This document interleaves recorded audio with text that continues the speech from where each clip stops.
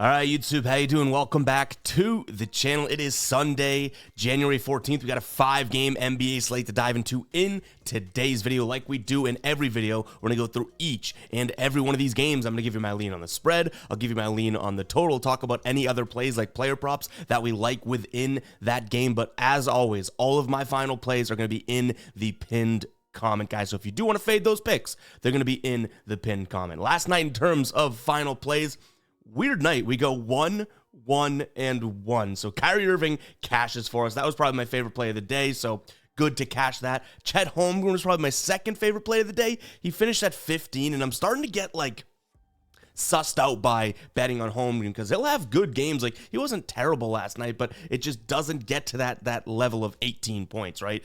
So he ends at 15, and then the Bulls -6. So at the time of me placing this, Caesars was the only book offering 6 on the board. Everyone else was 6.5. The Bulls win by 6 points. So because, using the most amount of sports books possible to get the best line and all of that and be able to odd shop, guys, we were able to make that a push and not a loss, which technically speaking, with yesterday's record, 1-1-1 was a big deal. So glad we got that line, even though it was a push, because it was the only one left by the time we placed that. But on some more good news, or that's okay news, but now for the good news here, we do cash a ride of the day. We're back in the win column here with Chris. He had Kevon Looney under 0.5 steals. Kevon Looney does not get a steal, so you know what?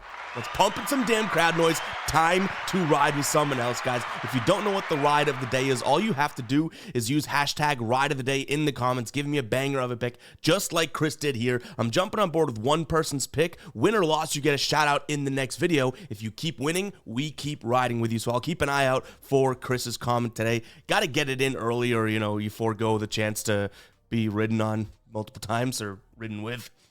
So Chris, if you're watching this, make sure to get that comment in, and we start to ride with you. Right now, Fred still the all-time leader in terms of ride of the days in a row. Shout out to Fred. Let's go ahead and jump into this slate, guys. Before we do, hit that subscribe button, hit that like button as well. We're still cruising towards 50,000 subscribers. Cannot thank you guys enough for all that. We're putting in the work. You guys are liking it, and yeah, the support has been absolutely amazing. So hit that subscribe button if you have not yet, and smash that like button like it's your bookie, right? Hit that like button. Let's jump into it. We got the Nuggets taking on the Pacers here. This is a 3:30 Eastern time game, so an afternoon game. These can get a little weird, like as we all know, or if you don't know, NBA afternoon games can get weird. Like, the weirdest things seem to happen there, but nonetheless, we're not going to factor that in too much. I don't mind leaning towards the Nuggets laying the points here for a couple reasons. They're at home. We can trust the Nuggets at home much more than we can on the road this season. Even just straight up, they're 11-9 on the road, but 16-4 on the at home in Denver this year. You have Indiana, who's still going to be without Tyrese Halliburton, and I'll get out and say, okay, yeah, I get it. They're, say they're, I guess 2 2/3 or 2 1/3 of a game without Halliburton, right? They finished off the win against the Celtics. They won their next game. But those two next games are Washington and Atlanta. I don't want to put too much weight into the, wow, this Pacers team can play really well without Halliburton just yet. Now they're playing a legitimate team. We'll see what happens, because I still think even after, those 3 straight wins without him, that Halliburton truly is the Pacers. And without him, they're just not that good of a team, from 1 through 5. So we'll see how that plays out. This will be their first test. I'm laying the points here as the Nuggets -10.5. I'd love this to be 9.5. Maybe we pay a little extra juice and get it to that number. We shall see. In terms of a total here, 241. I also like the under in this spot. Similar to what I just said about the Pacers in this case, I don't necessarily think that they're a team of crazy pace without Tyrese Halliburton. You have a Nuggets team who they play with plenty of pace sometimes, but overall not the fastest of teams, right? This season, the second slowest team when it comes to pace of play. I expect them to be able to control the pace of this game, slow it down, and that number is super high at 241. And again, this is a offense in the Pacers that score a bunch of points, score efficiently, run the floor, but without Tyrese Halliburton, 112 and then 126 against a really bad Atlanta defense. I'm going to need to see a little bit more out of this team without him against good teams before I assume they're the same team. So give me the Nuggets and the under here. From a player prop perspective, I got a weird one.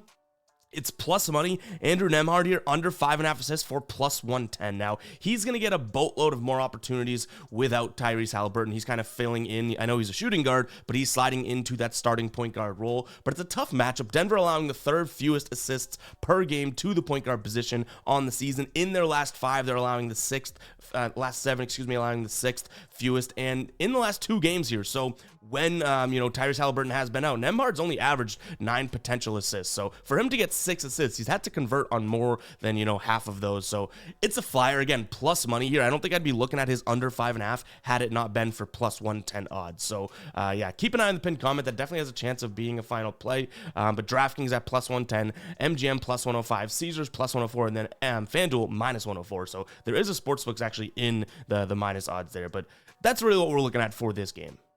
All right, guys, before we get on to the rest of the slate, I forgot to tell you at the start of the video about the deal Sleeper has going on right now for new users. You can get this De'Aaron Fox square 0.5 points. The dude has been on fire this season. I have a feeling he can drop 1 bucket there, make 1 foul shot, right? So check out Sleeper. Use the link in the pinned comment. You get 100% of your first deposit matched. You can throw in $50. They'll match it. You'll have a new account balance of 100. Obviously, the more the merrier. But guys, go check it out. If you're not on Sleeper and it's legal in your state, you are missing out on what's probably my favorite DFS pick'em app as of right now. We're crushing it. Sleeper, Prize Picks, and Chalkboard. Those ones I'm really rocking with right now. But yeah, you get the deposit match with that link in the pinned comment, as well as this De'Aaron Fox square. And what I love about Sleeper is their unique payout structure, guys. Each and every pick you put into a slip does not have the same multiplier, which makes it really cool because they don't follow the fixed payout structure of 2 for 2 is 3 times and yada, yada, yada, right? So go check it out, guys. Check it out for yourself. Use that link in the pinned comment. You can just use Guy Boston as a code as well. You get 100% of your first deposit matched. All right, game number 2 here. We got the Heat taking on the Hornets. I mean, I don't know what to do about this Hornets team. Like, are they even worth looking into, right? Like, they just got beat, like, pumped by the Spurs here, 135-99 a couple nights back. Miami not playing their best basketball. They're kind of win-loss, win-loss, win-loss. But again, this is Charlotte, who just looks absolutely terrible here. The Heat did beat Charlotte. They've played 3 times this year, and Charlotte, and they've covered in 1 of the 2, but won all 3. So even that's kind of like a toss-up here. So I don't know if I love the spread in this spot. I will say Charlotte just kind of is continuing to disappoint, right? So it's like maybe we just have to lean towards the Heat because this Charlotte team stinks against the spread. But the Heat started the year in a tough against the spread position as well. In terms of injuries here, LaMelo Ball is going to get the go. He played last game.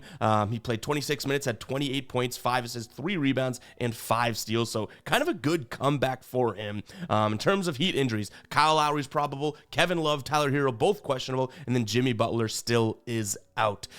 So again, probably not going to do much with the spread here, but I'll lean Heat just because they're at home and Charlotte. In terms of a total, another one where it's like, you don't really know what you're getting out of, I guess, both teams. Like Charlotte, sometimes their offense actually looks like it could click. And it's like, wow, they just scored, 120, and then this is a huge over game. This number is super low, and I'm going to trust why the books put it there. So I'm going to lean towards the under and trust Miami can kind of grind Charlotte down and not let that sort of pace pick up here. When it comes to pace of play here, the Heat, the 6th or 7th slowest team, I believe, in the league this season in their last month of play and at home here as well. Actually, I think just overall that they're even slower on the road. So now that I even say that, if they're 6th at home, they're probably like 4th or 3rd overall because they're slower on the road. So yeah, I think that they slow this pace down. Player prop here, we're actually looking at the same type of stat we just looked at in the last game. Terry Rozier under 5.5 assists.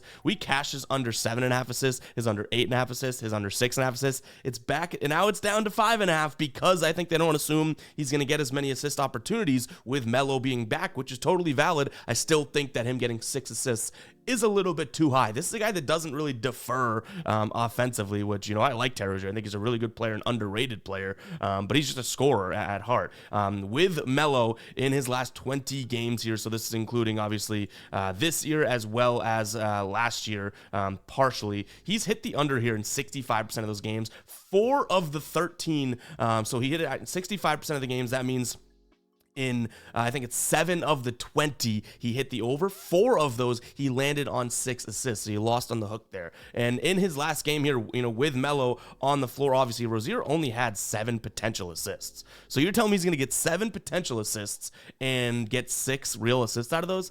I don't think so. I like Terry Rozier's under here. Again, he's a baller. Can you get bit in the, you can get bit just on the ass betting against him? Yeah, but we've been able to cash his under assists as of late. With Melo back, I think a lot of those assists for the team get allocated towards him.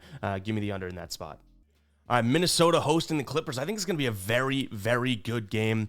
By the way, Anthony Edwards is questionable on the injury report here, so that's going to be a huge change to this team, obviously, if he does not play. I feel like he'll play because, again, this is going to be a pretty good game. And I think I'm going to roll with the favorite here, the Clippers, minus the 2 points on the road. Now, they're a hell of a lot better at home than they are on the road this season, but this team, I think, is starting to be a little bit more proven to me. Maybe they've won 8 of their last 10. They've covered in 6 of their last 10 here. And one thing I'll say about the Timberwolves, and I like the Timberwolves, but their defense is what it is, but it's been kind of fading a little bit. And if you look at the Timberwolves' recent game logs, so they're 5-5 in their last 10. They're beating up on Portland. They're beating up on, Lakers, non-healthy Dallas. And then their losses are OKC, New York, Boston. Like, it's a healthy Dallas team. It's like, are they beating the bad teams and losing to the good teams? And I think that might be the case as of late. And what I'll say is that, okay, well, you look at the Clippers, like, good team category, in my opinion. So that's where I kind of come out here. I don't think if we were sitting down having a beer talking about this game and you're like, I love the Timberwolves tonight +2, I'm not trying to talk you off of that because, again, I think this is going to be a good game. I'll just roll the team I'm a little bit more comfortable with at the moment, I guess. In terms of the total, I like the under here. I could see this being a real grinded out type game, but it's too low for me to make a final play. So I'll jump right out and say that. I just not really comfortable rolling with the over in this spot. So by default, I'm looking at the under. You have two teams that, yes, the defenses are there. Overall this season, Timberwolves allowing 107 to their opponents here, and the Clippers on the other side of things allowing 111. So even there, it's a 118 game from a points allowed perspective, right? Doesn't always work like that, but I just can't get myself to look at the over. So by default, looking at the under. Now, player prop I like in this spot, it's going to be a first quarter prop here, looking at Anthony Edwards under 1.5 rebounds in the first quarter. You get that at -135 on DK right now. Caesar's offering it at -145, the only line out there. So you already have 10 cents of value on Anthony Edwards. And the reason I'm coming out and looking at it from this first quarter perspective is because Anthony Edwards does get a decent amount of rebound chances, just over 8 rebound chances. But I like that if you cut that up into 4 quarters, right? That's only averaging 2 rebound chances per quarter in a sense. Obviously, you can't really allocate when the rebound chances are coming, but total numbers speaking, and to make it simple, 8 rebounds cut into fourths, he's averaging 2 rebound chances. Is he going to grab both of those rebound chances? On the year, he's grabbing 57% of his rebound chances. So that being said, he should get 1 rebound in this quarter. Now, obviously, the problem, I guess we could say, with the first quarter here is the fact that it's like, well, technically speaking, it's such a low number that he can get 2 rebounds by mistake and cash it. So there's the risk we're running. But his overall rebound number is 4.5. So his first quarter rebound number being 1.5, also kind of weird, right? 1.5 plus 1.5 plus 1.5 plus 1.5 would be 6. His rebound line is 4.5. I like this spot here, looking at his under 1.5 rebounds in the first quarter. And as we talk about player props, I got to talk to you about the Daily Grind Fantasy Optimizer, guys, right? Head over to dgfantasy.com. Use code GUYBOSTON, GUYBOSTON. Spelling Bee Champ. Use that code for 25% off. This tool is awesome. I've shown you guys before. What it does is it compares prize picks lines or underdog, parlay play, better, vivid, sleeper, all those apps out there, right? Compares their lines to what the actual sportsbooks out there are offering, so you can go ahead and throw in those favored plays in your prize pick slips. Prize picks does not care about odds, so why wouldn't you throw in heavily juiced plays when you can into your slip, right? For example, this Anthony Simons steals prop, -138, -130, -135, -137, -130, -145 across sportsbooks. That has a 53.48% chance of hitting based on those odds and what the sportsbooks thinks is going to be the likely outcome. If you put his under 0.5 steals, you're probably paying plus money, throwing that into a slip. Let's see. Simon's here for his over and his under in steals, plus 108, plus 100, plus 100. Why would you throw a toss-up plus money play into your prize pick slips? You shouldn't, right? Throw those juice plays in there, guys. Start winning over on prize picks. Again, use DG Fantasy. Head over. You can use the link in the pinned comment or just go to dgfantasy.com and use that code GuyBoston for that fantasy bundle. Seriously, game changer. Go check it out. Promo code GuyBoston. All right, back to the last couple games of the slate here. All right, Bucks taking on the Kings here. Bucks right now sitting at 5.5-point favorites. So I like the Bucks. I will say that's a lot of points to lay against a Kings team that they've had their ups and downs, but, you know, they've struggled on the road. They haven't really been the best of teams there. This is a Milwaukee team that maybe is starting to find their footing. They crushed Boston, and then they beat Golden State. Now, Golden State, they didn't crush. They were 13.5-point favorites. They win by 11, so it's like, okay, you crushed them a little bit. But obviously, Golden State, I don't think Steph Curry played in that, so whatever.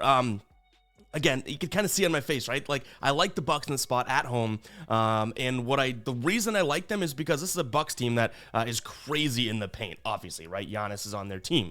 They're shooting 72%, leading the NBA of the restricted area field goal percentage here. When it comes to points in the paint, they aren't half bad either. The Kings, where they struggle is preventing points in the paint and preventing restricted area points as well. So I do think that this could be a game in which, Giannis gets down there, just dunks it, and he kind of just beats them down. So again, a lot of points, 5.5. There is some 5s out there. So, if you're on the Bucks, take a peek for those 5s. If you're on the on the Kings here, make sure you're looking for those 5.5s. But give me the Bucks minus the 5 points, kind of reluctantly though, because I do think the Kings can keep this close, but the Bucks are just playing a little bit better basketball here. Total sitting at 248. I went back and forth in this one, and I ultimately decided I can't confidently take an under when I expect the Bucks to win, okay? So this Bucks team, I think when they're winning games, they are flying. They're not the defensive Bucks team of, the last 2 seasons or so. This is a team that, they're going out there, and when they win, 135 points, 125, 129, 144 against Brooklyn. Like, when they win, they score a lot of points. When they don't win, they do still score a lot of points, but it's not necessarily that frequency. So if I think the Bucks are going to win, I got to assume they go for 125 or 130. And if I think the Kings make somewhat of a game of this, I lean towards the over, but it is such a high number. I don't mind a same game parlay potential in this game. You guys know we've been red hot with those. Been a little, nitpicky in terms of when and where we choose to play them, but I think we could pull out a same game parlay. So let me know, say in the comments, SGP, same game parlay. Comment SGP if you want me to drop a same game parlay for this game, because I could see that happening. Now, a player prop that I don't mind, and it could be a flyer here. It's another plus money play, so I don't know if we roll with this. But Giannis over 6.5 assists. He's been averaging 14 potential assists over his last 7 games, or over his last 5 games, which is kind of what we'd want, right? I like to think you get half of your potential assists. And what I did just tell you, right? Like, the Kings know they struggle in the paint. They struggle in the restricted area. They know the Bucks are phenomenal in the paint, phenomenal in the restricted area. So it's like, do they collapse? Do they throw everyone at him and Giannis gets a decent amount of assists just getting down there and kicking? Maybe. I mean, you could throw 6 bodies on the court at the same time at Giannis, and he could still just kind of dunk it from the restricted area. So we shall see. The Sacramento defense, allowing the second most assists to the power forward position over the entire season. It's dropped a little bit in their last 7. They're in the top 10 still, so or bottom 10, I guess, if you look at it like that. So I could see this being a nice flyer plus 110 play, but keep an eye on the pinned comment for that. I will say I think my favorite play in this game could potentially be some sort of a same game parlay. So keep it a look out for that. I'll post it as a TikTok or a YouTube short and on Twitter, and I will post that link in the pinned comment as well with the other plays. All right, we got Portland taking on the Phoenix Suns here. I'll tell you what, I really don't like this game. I don't like either the total. I don't like the spread. I probably would lean towards Phoenix just because this Portland team hasn't been a team that I could fully trust, obviously. And they haven't covered in 7 of their last 10, 3 straight as well. But my main play, what I'm liking in this game, is going to be taking a peek at Yusuf Nurkic over 12.5 points. So a couple things here. You have the like revenge factor of the revenge game and whatnot, right? Like, used to play for this team. You have the fact that on the in his last 6 games against this team, he's hit this in 4 games. He's had 20. This is dating back to last year, but 20, 14, 18, 18, and then he finished with 8 and 9 in the games he didn't hit. And this is just a Portland team that, they have no interior defense right now. They weren't good with DeAndre Ayton in a sense, right? And then you look at them and it's like, well, yeah, they weren't good with DeAndre Ayton. They're sure as hell not good without DeAndre Ayton either. So you look at this and it's like, okay, I don't necessarily think that this is a spot where Reith or whatever the hell his name is, Kamara and Grant can kind of stop a big body like Nurkic, right? So I'm going to lean towards, and honestly, it probably could be a final play. That's like the only play I'm looking at in this game that could be worth it to me here. So over 12.5 points for him. Again, he hasn't really been cashing that much, but he's shooting the ball enough. Like, he's shooting 10 times. I think he should be able to get that, and this should be a spot where he has maybe, 4 to 6 foul shots, so hopefully he gets at least 3 extra points here, making it a little bit simpler. So yeah, that's going to be the only look I really have in this game. So hate to end it on a game that I definitely don't love or anything like that, but we were able to find somewhat of a valuable play in that spot with his over 12.5 points. And guys, it's going to wrap for today's show. Hope you guys did enjoy. If you did, comment 20 in the comments. You made it 20 minutes into the video. And I see the comments. We got to start mixing that up because some people come in here and just see what everyone else is commenting and they're like, I'll do it too, because they know what it means. We'll start mixing it up, throwing some questions your way and whatnot. But guys, thanks so much for tuning in and for all the support, liking the videos, subscribing. Like, when I say we're racing towards, like, we're grinding towards 50K. It's going to be a great milestone. We're not stopping there. Like we're taking this thing, to the moon. But yeah, go ahead and hit that subscribe button, hit that like button. Appreciate everyone tuning in. And we're keeping an eye out for Chris's ride of the day, right? I'll be posting that on my X. So catch you guys in the next one, all right? Peace out.